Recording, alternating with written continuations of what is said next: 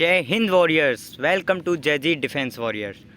जैसा कि हमने बात की थी पिछली बार प्रथम एंग्लो वर्मीज़ वॉर की, आज हम बात करेंगे हिस्ट्री एनडी 2022 में सेकंड एंग्लो वर्मीज़ वॉर और जानेंगे कि उसके क्या रिसोर्स थे, क्या कारण थे, क्या परिणाम निकला, क्या निष्कर्ष था और आखिर ये हुआ क्यों था। चलिए चलते हैं the second Anglo Burmese war 1852 causes and results. तो ये कुछ थोड़ा सा ऐसा ही नोटिफिकेशन सा दे रखा है, संसार लोचन जनवरी 12 2020 मॉडर्न लीव अ कमेंट। ये जो है पीडीएफ का थोड़ा वास्ता बता रखा है कि ये पीडीएफ इस तरीके से बनाई गई है। तो चलिए हम बात करते हैं the second Anglo Burmese war की 1852। The Burmese looked they with suspicion and hate upon the English. In fact, no Asiatic state lacked the presence of the Europeans with their territory. The ruler of Burma shared this feeling, and new ruler Tharavodi refused to accept the Treaty of Yandabo. अब इसमें क्या हुआ था कि जो अंग्रेज़ और Burma के बीच जो युद्ध हुए थे ना, उनका जो बर्मा के द्वारा युद्ध सुलझाया नहीं गया था। ठीक है, मतलब कि एक ने कुछ खोया और दूसरे ने कुछ पाया, तो इन दोनों से नहीं, दोनों संतुष्ट नहीं थे एक तरीके से। तो जो यही बातें थी ये दूसरे युद्ध की ओर ले गई बर्मा को और अंग्रेज़ों को। तो क्या हुआ था कि जो बर्मी लोग थे वो अंग्रेज़ों को संदेह और घृणा की दृष्टि से देखते थे। घृणा बोले तो यानी कि नफ़रत की दृष्टि से। ठीक है, तो क्या हुआ था फिर वास्तव में ऐसा, मतलब कोई भी एशियाई राज्य नहीं था एशिया में कोई जो उनकी उपस्थिति को भारत के भीतर पसंद करता हो। ठीक है, he said the English beat my brother not me, the treaty of Yandabo is not binding on me for I did not make it. अब इसमें क्या हुआ था कि बर्मा के एक शासक थे, उनको इस भावना को पता नहीं था। ठीक है, नए शासक जो थे उन्होंने जो यंदावो की ट्रीटी हुई थी उसको मना कर दिया था कि मैं इसको नहीं मानता। ठीक है, और उन्होंने कहा था कि अंग्रेज़ों ने मेरे भाई को पीटा है, मुझे नहीं, तो इसलिए यंदावो की जो संधि है वो मेरे लिए नहीं है। He therefore neglect the resident the English finally withdraw their resident from Burma. Gradually the rumours spread the English merchants ill treated in Burma and the ruler of Burma was trying to get help from foreign power like China, France and Sham। अब क्या हुआ, जब उन्होंने कह दिया था कि ये मेरे लिए नहीं है, तो उन्होंने रेजिडेंट जो होता है उसकी आलोचना कर दी, बुराई कर दी। ठीक है, बुराई करने के बाद क्या हुआ कि जो बर्मा हैं उन्होंने अपने निवासियों को वापस ले लिया, अंग्रेज़ों ने बर्मा से अपने निवासियों को वापस ले लिया और धीरे धीरे ये अफवाह फैल गई कि बर्मा में अंग्रेज़ी व्यापारियों के साथ बुरा व्यवहार किया जा रहा है। ठीक है, अब बुरा व्यवहार क्यों किया जा रहा है इसको हम आगे देखेंगे। और जो बर्मा के शासक थे वो चीन, फ्रांस और सियाम जैसे जो विदेशी ताकतें थीं उस टाइम, उनसे मदद लेने की कोशिश कर रहे थे। Yet the primary causes of the second Burmese war were the imperial design of the English which gave them political and economic advantage. अब फिर भी जो दूसरे बर्मा का जो युद्ध हुआ था अंग्रेज़ों के साथ, उसका अगर प्राथमिक कारण हम लोग देखें तो वो क्या था कि युद्धों में अंग्रेज़ों की एक योजना थी। ठीक है, और उस योजना से अंग्रेज़ों को राजनीतिक और आर्थिक लाभ भी हुए। राजनीतिक मतलब पॉलिटिकल कि उनका कोई नेता बन गया, आर्थिक मतलब इकोनॉमिकल। ठीक है, so now talking about the causes of the second Anglo Burmese war. The immediate cause of the second Anglo Burmese war were however trade disputes. The British complained that the Burmese government charged more tax than what were settled by the Treaty of Yandabo। अब दूसरे युद्ध के क्या कारण थे उसमें लिखा गया है कि जो दूसरे युद्ध के जो कारण थे उस समय के तत्कालीन जो कारण थे वह व्यापार को लेकर थे। ठीक है, अंग्रेज़ों ने शिकायत की थी कि बर्मी सरकार जो है तो वो यंदावो की संधि के द्वारा जो तय किया गया अधिक कर था व्यापार का, जो यंदावो की संधि में व्यापार का कर तय किया गया था उससे अधिक कर ले रही है।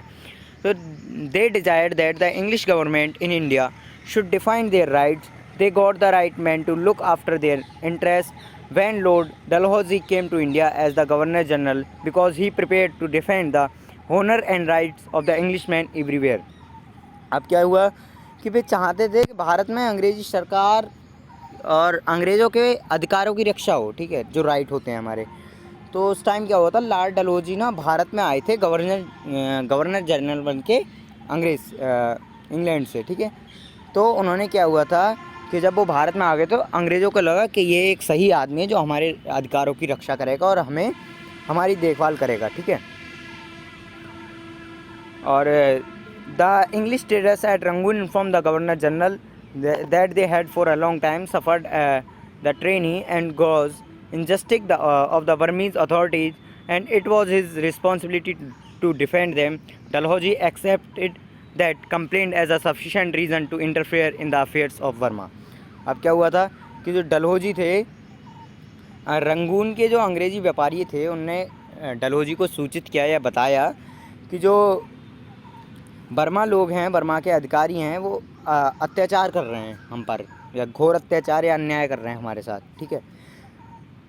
और तो उनकी रक्षा करना डलहौजी की जिम्मेदारी थी। अब डलहौजी ने उस शिकायत को बर्मा के मामले में हस्तक्षेप करने के लिए बहुत पर्याप्त रूप से स्वीकार कर लिया। कहने का मतलब है कि वो एक छोटा सा कारण ही बहुत था बर्मा के लिए और अंग्रेज़ों के लिए लड़ाई के लिए, ठीक है। First the English demanded that money from the Burma durbar which according to them was illegally taken from Shepherd and Lewis company. अब क्या हुआ, सबसे पहले जो अंग्रेज़ थे उन्होंने बर्मा दरबार से उस पैसे की मांग की थी जो शेपर्ड और लुईस की कंपनी से अवैध रूप से लिया गया था, मतलब ज़बरदस्ती लिया गया था, ठीक।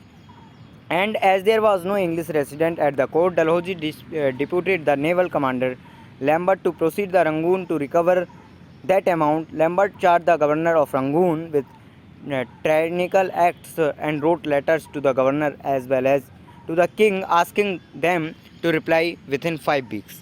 अब इसमें क्या हुआ था देखिएगा कि जो डलहौजी के नौसेना के कमांडर थे लैम्बर्ट, ठीक है, तो उनके लिए रंगून से पैसा वसूलने के लिए नियुक्त किया गया था कि आप रंगून से पैसा निकाल के लाएंगे जितना भी उन्होंने अवैध रूप से वसूला गया है हमसे, ठीक है।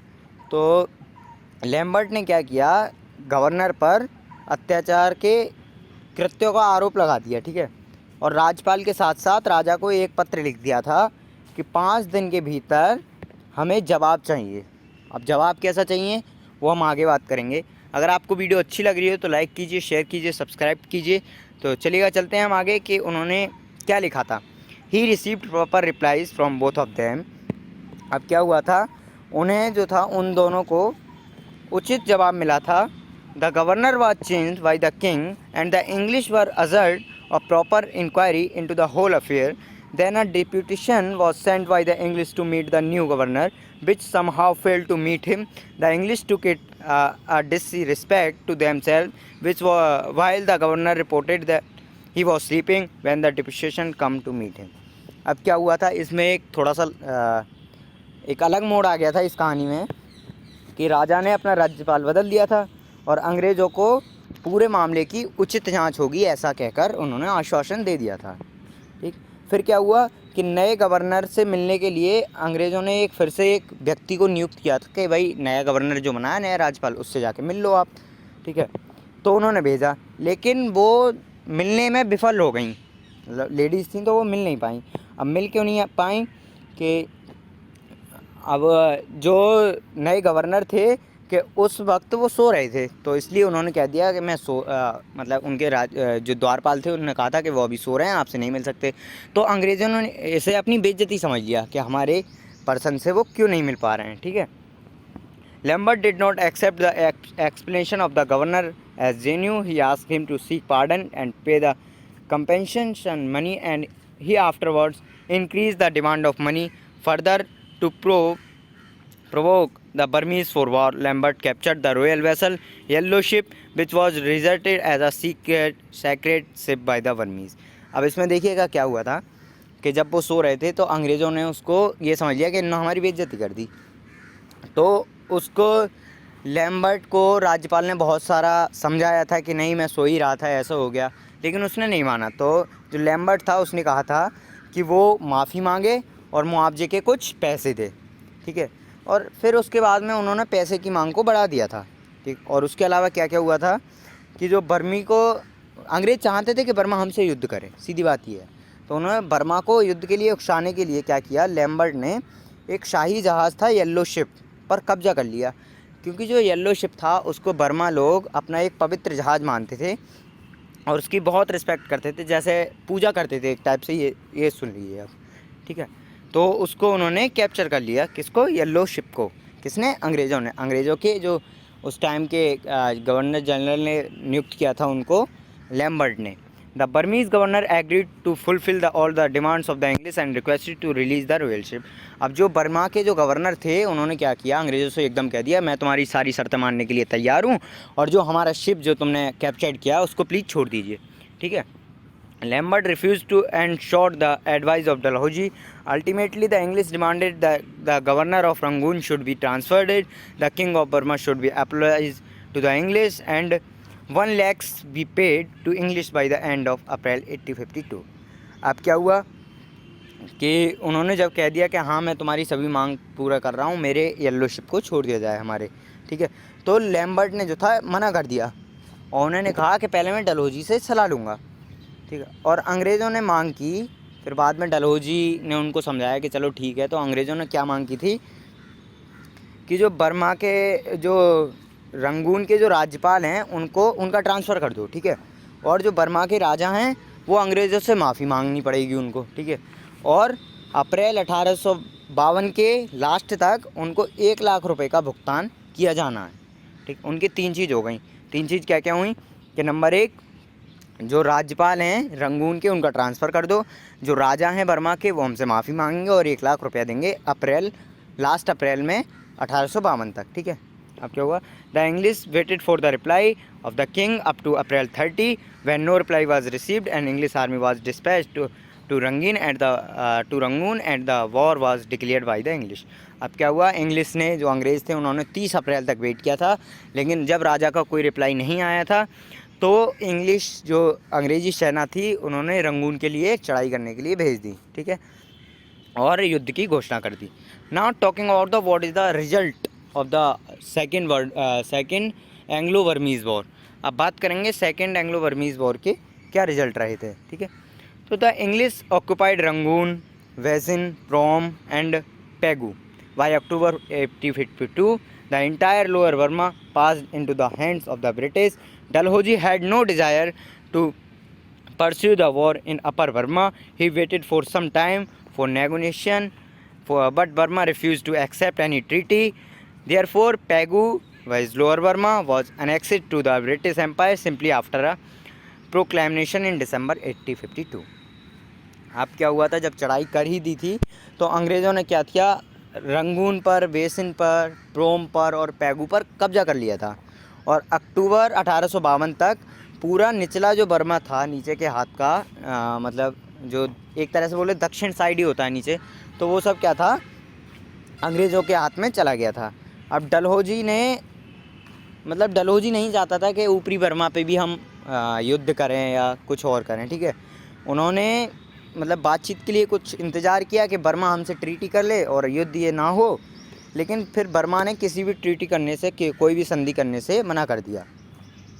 और इसलिए पैगू मतलब निचला बर्मा जो था, दिसंबर 1852 में एक उद्घोषणा हुई थी। उद्घोषणा मतलब एक अनाउंसमेंट हुआ था, ठीक है। उसके बाद ब्रिटिश साम्राज्य में ही मिला लिया गया था, ठीक है। जो निचला बर्मा पैगू भी था वो भी ब्रिटिश साम्राज्य में मिला लिया गया था। The annexation of Pegu was quite advantageous to the English. They got an extensive and fertile territory.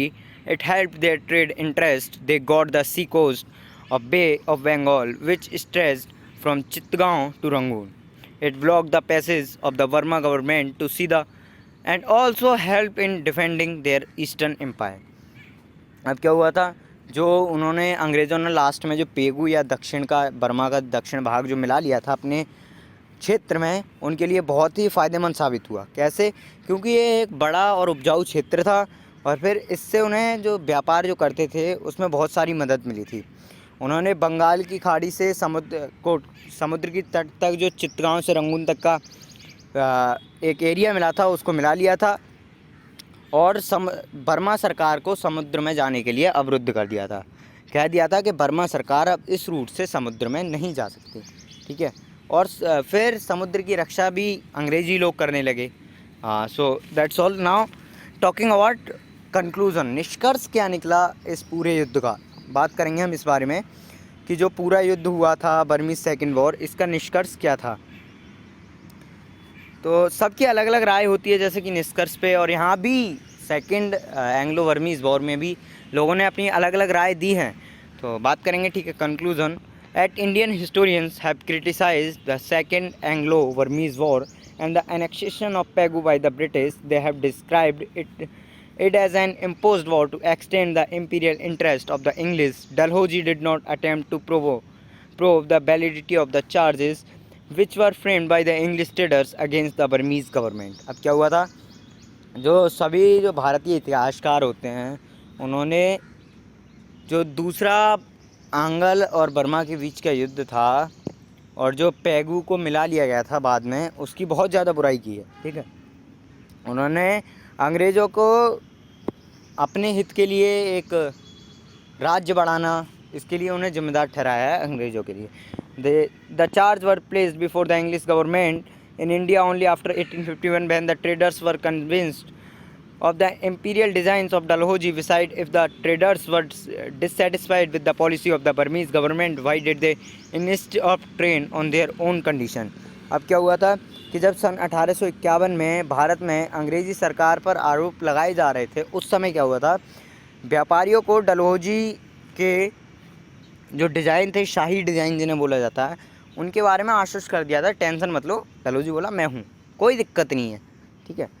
फिर क्या हुआ था कि इसके अलावा क्या था, यदि अब उसमें एक नीति भी थी, यदि व्यापारी बर्मी सरकार की नीति से असंतुष्ट हैं, ठीक है। अब वहाँ पे क्वेश्चन ये उठा था, यदि जो व्यापारी हैं वो बर्मी सरकार की नीति से असंतुष्ट हैं तो उन्होंने अपनी शर्तों पर व्यापार पर जोर क्यों नहीं दिया, लड़ाई ही क्यों की, ठीक है। Why did they not decide to leave Burma, और उन्होंने बर्मा को छोड़ना मुनासिब क्यों नहीं समझा अंग्रेज़ों ने, क्यों उन्होंने युद्ध किया था, ठीक है। The English had no moral right to preserve the Burmese government to act according to their interest. The demand of the money to apology from the king, the appointment of the naval commander Lambert to recover the compensation money, the capture to yellow ship and annexation of Pegu without a treaty are all acts infendable on grounds of justice. अब क्या हुआ था कि उन्होंने Burma को छोड़ने का फैसला क्यों नहीं लिया अंग्रेज़ों ने बर्मी जो सरकार थी उस पर अपने हित जताने के लिए दबाव क्यों नहीं डाला, ठीक है। तो ये 2-3 चीज़ थी, उन्होंने दबाव क्यों नहीं डाला, मुआवजे के पैसे के लिए कमांडर लैम्बर्ट की नियुक्ति क्यों की, पैगू पर कब्ज़ा क्यों किया, येलो शिप पर कब्ज़ा क्यों किया जो उनका पवित्र था। तो ये काफ़ी सारे सवाल उठे थे जो एक मतलब न्याय के आधार पर एक गलत तरीके से पेश किए जा रहे थे बर्मा के लिए, ठीक है। The contention of the supporters of Dalhousie that it was all done to preserve the king for a just treaty without a war is not tenable. The demands of the Dalhousie were of a nature which no independent state could accept. The efforts of Dalhousie were not directed towards peace but were aimed at provoking the Burmese war to a war, right to wrong. अब क्या हुआ था, सब जितने भी इतिहासकार हैं उन्होंने अंग्रेज़ों की बुराई की है इस युद्ध में। उन्होंने किया है डलहौजी के समर्थक में ये होना चाहिए कि उनको बर्मा छोड़ देना चाहिए, या फिर उन्होंने संधि पर जोर क्यों नहीं दिया, ठीक है, और बर्मा के लोगों के लिए क्यों उकसाया था युद्ध के लिए। तो सब यही है, ठीक है। नाउ अब बात करते हैं control over Burma with a view to neglecting the influence of America and France there. अब क्या होता है, जो बर्मा को कंट्रोल करना था वो कोई छोटी बात तो थी नहीं, और उन्होंने क्या किया, जैसे कि लैम्बर्ट को नियुक्त किया था या जो भी नियंत्रण था, therefore he appointed Lambert for this task. जैसा कि मैंने अभी आपको बताया, लैम्बर्ट को उन्होंने नियुक्त किया था इस टास्क के लिए, and supported him till the last थो, और उन्हें अंतिम समय तक उसका समर्थन किया था. At certain time he did not agree with him, और एक निश्चित समय पर, हाँ ऐसा हो सकता है कि कोई निश्चित समय पर आपसे सहमत नहीं हो, ऐसा ही हुआ था बर्मी सेकेंड वॉर में भी. Beside even if Lambert had not been primary cause was imperialistic policy of Dalhousie and his desire to uphold the English honor in the East. Dalhousie believed in the dictum my country right or wrong. अब क्या था कि डलहौजी से कोई सहमत था, भले ही Lambert को इस कार्य के लिए नियुक्त नहीं किया गया था, ठीक है। युद्ध एक बेकार था, अपरिहार्य था, क्योंकि इसका प्राथमिक कारण जो था, डलहौजी ने आपने पहले ही बता दिया था कि मेरी नीति चलेगी और अंग्रेज़ों का सम्मान होगा। उसने ये इसीलिए आया था, अंग्रेज़ों ने इसलिए इसका सपोर्ट किया था, ठीक है। तो उसने, डलहौजी ने कहा था मेरा देश सही या गलत ये मायने नहीं रखता। Even some English scholars criticise the action of Dalhousie. Cobden in his article How Wars Got Up in India, The Origin of the Burmese War, described the Burmese War severally. Thus, it is clear that the primary cause of the Second Anglo-Burmese War was the desire of Dalhousie to annex strategically and economically useful territory in Burma. तो अब क्या हुआ था, यहाँ तक कि कुछ जो अंग्रेज़ विद्वान हैं उन्होंने डलहौजी के कार्यों की बहुत ज़्यादा आलोचना कर दी। उन्होंने अपने लेखों में लिखा है कि भारत में युद्ध कैसे उठे।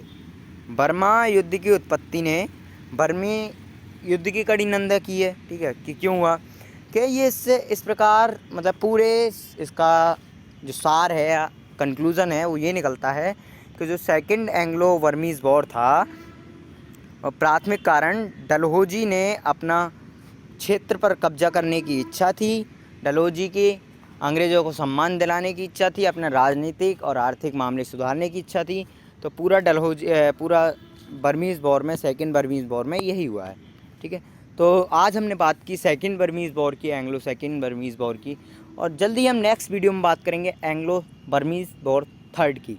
तो देखिए आज के वॉर में हमने जो पढ़ा था उसके बारे में देखिए क्या था, अंग्रेज़ों ने क्या किया था। जो यंदावो की ट्रीटी थी, बर्मा ने उसको मानने से इनकार कर दिया था कि जो मेरे भाई ने किया है उसका, जैसे आज करते थे ना आजकल के बच्चे, मेरे बाप ने कर्जा लिया है तो मैं क्यों उतारूं, तो यही हुआ था। तो उसने मना कर दिया था और तो उन्होंने, अंग्रेज़ों ने उसे 5 दिन का टाइम दिया था कि अप्रैल तक हमें हमारे पैसे हैं और वो दे दीजिए और आप माफ़ी मांग लीजिए और राज्यपाल को ट्रांसफ़र कर दीजिए। लेकिन जब ऐसा कोई रिप्लाई नहीं आया तो अंग्रेज़ों ने रंगून में अपनी सेना भेज दी।